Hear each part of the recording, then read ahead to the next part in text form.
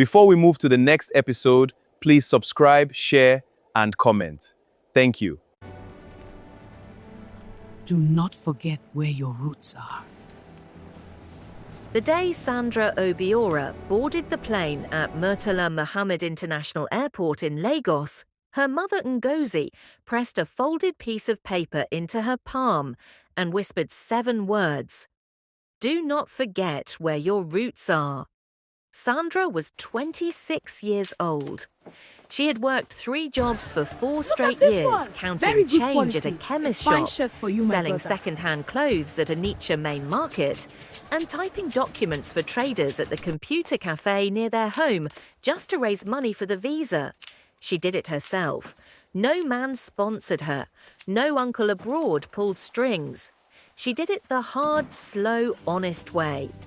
And when the US tourist visa arrived in the mail, she held it up to the afternoon light and wept.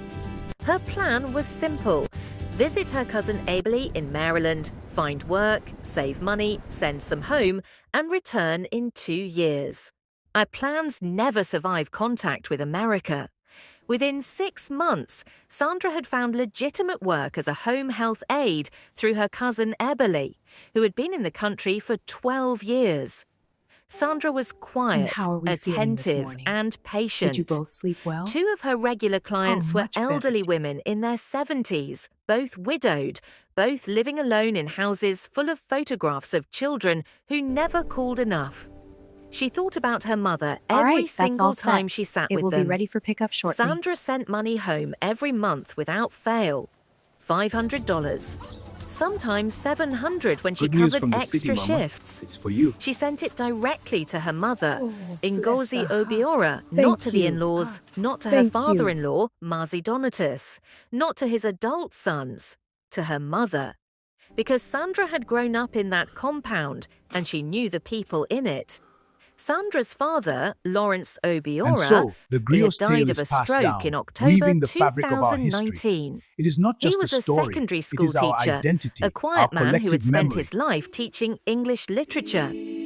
Before he died, Lawrence wrote a will, not a court-registered document, but a handwritten letter witnessed by their pastor and 2 neighbours, stating clearly that the family home, a 4-bedroom bungalow he had built brick by brick over 20 years, was to remain the shelter of his wife Ngozi for as long as she lived. Lawrence had written this because he knew his family. He knew his eldest brother, Mazi Donatus, who had always believed that everything Lawrence owned should have come to him by rights of birth. He knew his second brother, Hyacinth, who smiled at every funeral and whispered poison into every ear when the smiling was done. And he knew the Umuada, the patrilineal daughters of the extended family who descended on a widow's compound after her husband's death, the way a storm descends, certain of itself and impossible to reason with. Lawrence knew all of this, so he wrote the will. It did not matter. They came within 48 hours of Lawrence drawing his last breath. The Umuada arrived in a group of 7 women, all wearing matching wrapper cloth, a signal of unity that was also a signal of authority. Their leader was Chidinma Eze, Mazi Donatus's eldest daughter, a heavy woman in her 50s who carried herself like a judge and extended mercy like a debt collector. She had been waiting for this moment for years. In Igbo tradition, widowhood rituals fall entirely on women. There are no equivalent rights for widowers. From the moment a husband dies, his widow's identity begins to change. She is no longer treated as a complete person. She becomes a subject of ritual, of scrutiny, and of a slow, organized process of taking everything she has. Ngozi, 58 years old, a primary school teacher of 31 years, a woman who had raised 2 daughters on a teacher's salary, was told within the first week of her husband's death that she must shave her hair. Or we do it for you. She would sit on the bare floor of the parlour for 7 days.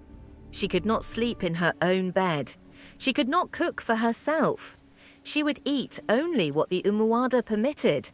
And on the 7th night, she would be brought before the extended family to drink the water used to wash her husband's corpse. If she refused, it would be taken as proof that she had killed him. Ngozi drank the water.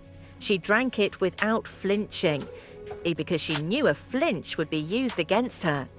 She stared at the wall and thought of her daughters and thought of Lawrence's face the last morning it still held life.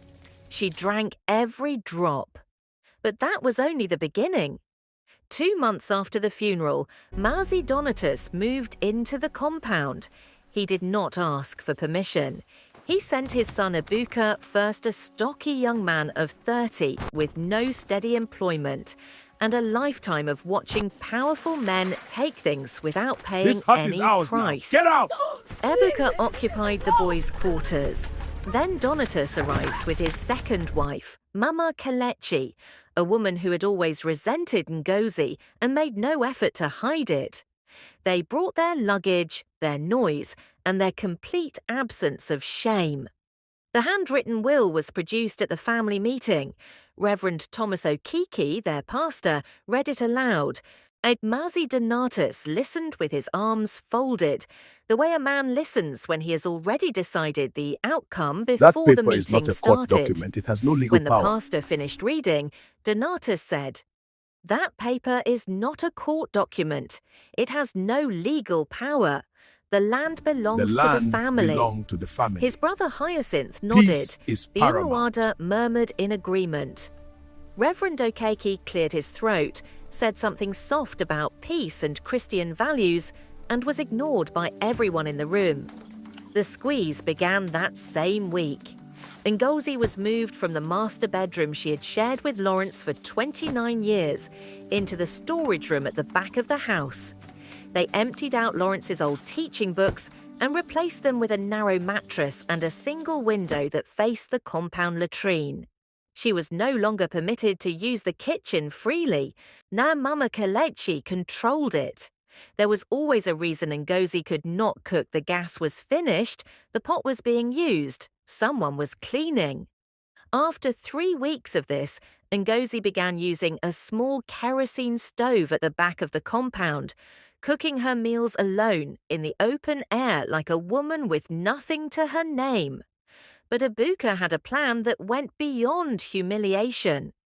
Behind the compound sat a separate piece of land that Lawrence had purchased with his own money and registered Welcome. at the land The registry land is this in way. Alka. Thank you. The Let's area take a look. around Nkpor had grown. Here it is, a new good plot road for had come development. through, I see, property it has values good had potential. tripled.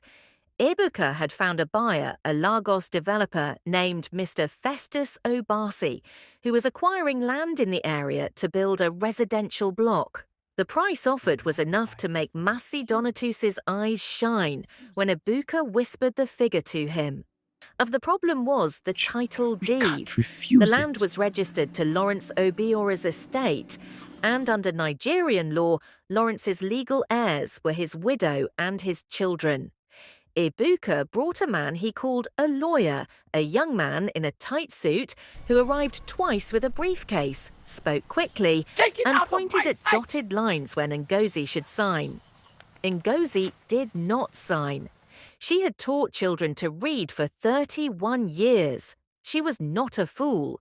She understood enough to know she was being asked to give something away I will forever. wait for my daughter. She folded her hands in Your her lap daughter is and in said America. quietly, You think she is coming "I will back? wait for my daughter."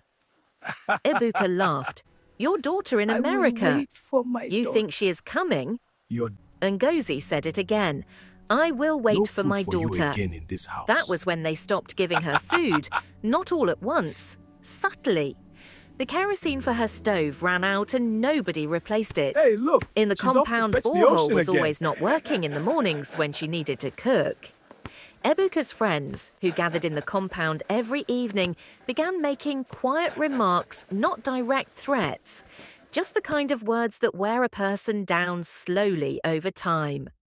One evening, a neighbour named Mrs. Adora Nwofor, 65 years old and sharp enough to see exactly what was happening quietly, left a bag of rice and dried fish outside Ngozi's door. She did not knock. She did not want anyone to see her. She left it and walked away quickly. That night, alone on her narrow mattress, Ngozi cried. Not for long. She was Ngozi Obiora.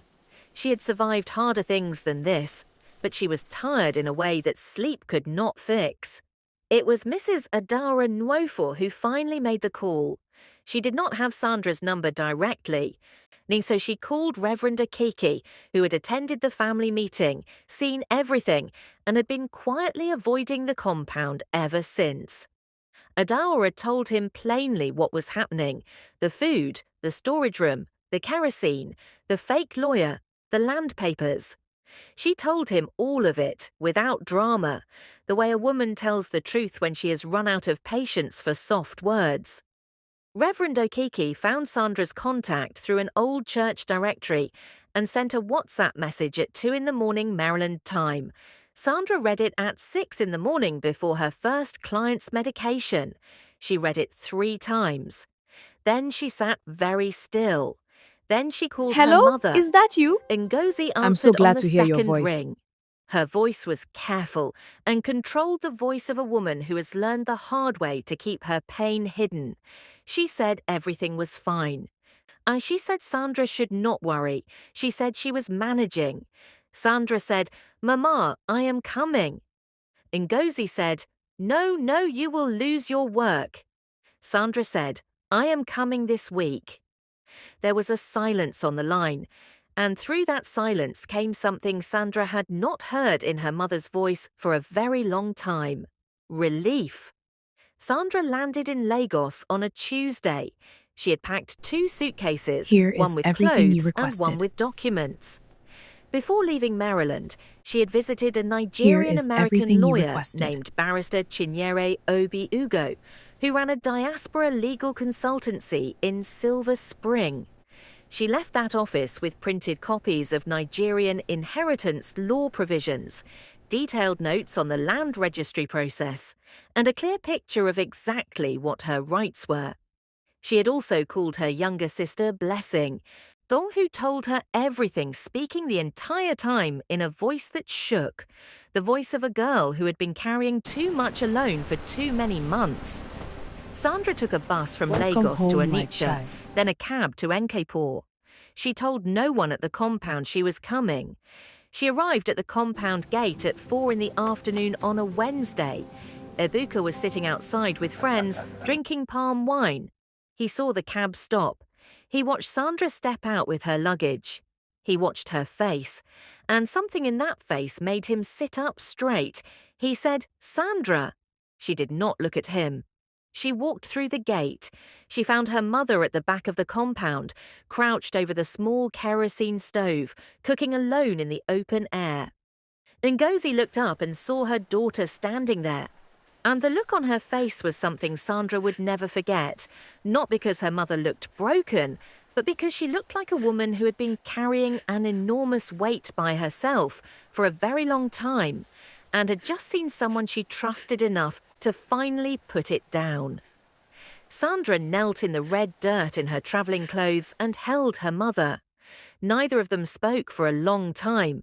The next morning, Sandra dressed as if she were going to court. She called a family meeting. She contacted Reverend Okeke and asked him to attend. She called Mrs. Adora Nwofor. She arranged for Bar, Chinyere Obi Ugo in Maryland to be available by phone, and she had already been in contact with a local lawyer in Alka Bar. Obi Ageli Nadi, a calm and focused woman who specialized in estate and family property matters in Anambra State, and had seen this same story in many different variations. They gathered in the parlour: Mazi Donatus, Hyacinth, Mama Kelechi, Ebuka, Chidinma Eze, and the other Umuada women, and several extended family members who had come to watch. Ngozi sat in a chair Sandra had placed at the centre of the room. Blessing sat right beside her, fingers locked through her mother's, sitting straight for the first time in months. Sandra stood. She did not raise her voice once. She spoke for 20 minutes. She cited the handwritten will. She cited Section 36 of the Nigerian Marriage Act, which entitles a widow to her husband's estate. She cited the land registry title to the back plot, which was still registered to Lawrence Obiora's estate and had never been legally transferred. She noted, without any drama, that the man Ebuka had brought twice as a lawyer was not registered with the Nigerian Bar Association. She had checked before she boarded the plane, and she stated clearly that any attempt to sell or transfer that land without the consent of the legal heirs could be prosecuted as criminal fraud. She was fully prepared to file at the Anambra State High Court. Mazi Donatus interrupted her several times.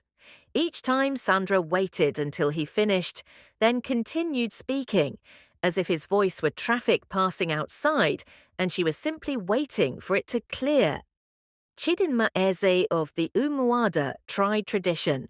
She spoke of the customs of their people, the rights of the Umuada, the sacred nature of family land, and the way things had always been done since their forefathers' time. Sandra looked at her and said, "Tradition is what people with power call their preferences. My mother cooked on a kerosene stove in this compound that she helped build for 30 years. She buried my father in this yard. No tradition from any generation gives anyone the right to humiliate the woman who kept this family together and call it culture." Nobody spoke. Ebuka laughed a short, uncomfortable sound that died quickly and left a worse silence behind it. Sandra placed her folder on the table and left it there. Things moved quickly once the folder was on that table. Barrister Obia Galen Nadi filed a formal objection at the land registry the next day, freezing any transfer or sale of the Thank you. back plot Let's take a until the look. estate was properly settled Here through it is, legal a good plot process. for development. Mr. I see, it has good Festus potential. Obasi, the Lagos developer who had been promised that land by Ebuka, discovered the freeze and pulled out of the deal in an angry phone call. Ebuka, who had already spent the money in his mind, directed his rage at Mazi Donatus. Donatus turned on Hyacinth. The Obiora brothers, who had been united for months in their mistreatment of a widow, began fighting each other openly. Mrs. Adara Nwofor watched all of it from her doorway and felt something she had not felt in years. Reverend Okeke delivered a sermon about the dignity of widows that older women in the congregation said was the most direct thing they had ever heard him say from the pulpit in all his years of ministry. He did not name any family. He did not need to. Blessing, who had stayed quiet and afraid for almost a full year, I sat with Sandra one evening and talked for 2 hours. Every small cruelty, every skipped meal, every night she had heard her mother crying alone in that storage room. When she finished talking, she looked lighter. The way a person looks when something heavy they have been carrying for too long is finally set down. Mama Kelechi and her daughters were told, clearly and without shouting, that they would be leaving the compound within 30 days. Mazi Donatus, now measuring his situation more carefully, went quiet in the way that men like him go quiet when the person they have been pushing stops moving backwards. He did not apologize. Men like Mazi Donatus do not apologize. But he stopped. Ngozi was moved back into the master bedroom. 6 months later, Sandra was back in Maryland. As she had extended her stay by 3 months to see the estate process through properly. When Barrister Nadi had the legal situation in hand, Good morning, children. when her mother had Good full morning, possession teacher. of her home Let's sing again, the alphabet. when Ngozi had returned to teaching part-time and was cooking on the proper stove in her own kitchen, Sandra packed her bags. The morning she left, Ngozi woke up early and cooked jollof rice. Not because it was a breakfast food, because it was Sandra's favourite. She made it in the big pot with tomatoes she had grown herself on the side of the compound, with spices she had never written down because they lived in her hands and not on any page. Sandra ate 2 plates. They did not say much that morning. Everything that needed to be said had already been said in action. in presents. It's in a folder placed on a parlour table in front of people who had made the mistake of thinking that a daughter far away was a daughter who had forgotten. At the compound gate, Ngozi held both of Sandra's hands. She said, "You are your father's daughter." Sandra thought about Lawrence Obiora, the quiet teacher who believed in fairness enough to write it down and trust it would hold. She thought about how love and intention are never quite enough when the world is arranged against them. And she thought about her mother, who had survived that world alone for over a year, without asking for help, without breaking, waiting for a daughter who finally came. Sandra said, "No, Mama, I am yours." She got into the cab. She did not look back until the compound gate had disappeared behind the red dust road. Then she faced forward and breathed. And the back plot was eventually sold legally, with Ngozi's full consent and proper legal representation. Half the proceeds went directly to Ngozi. Listen, we must The honor other our half was traditions. placed into an Our account elders built for this village on Blessing's respect. University Times education. have changed. Ebuka challenged the arrangement through a family elder and was ignored. Mazi I hereby Donatus will died all the my following properties to year. my children His will, prepared by a and not to certified any of my lawyer, brothers. passed everything to his own children and left nothing to either of his brothers. Chidinma Eze of the Umuada was not invited to the burial. Ngozi Obiora retired from teaching at 62. She Thanks bought a for small watching. piece of Please land subscribe. registered in her own name, and she began growing tomatoes.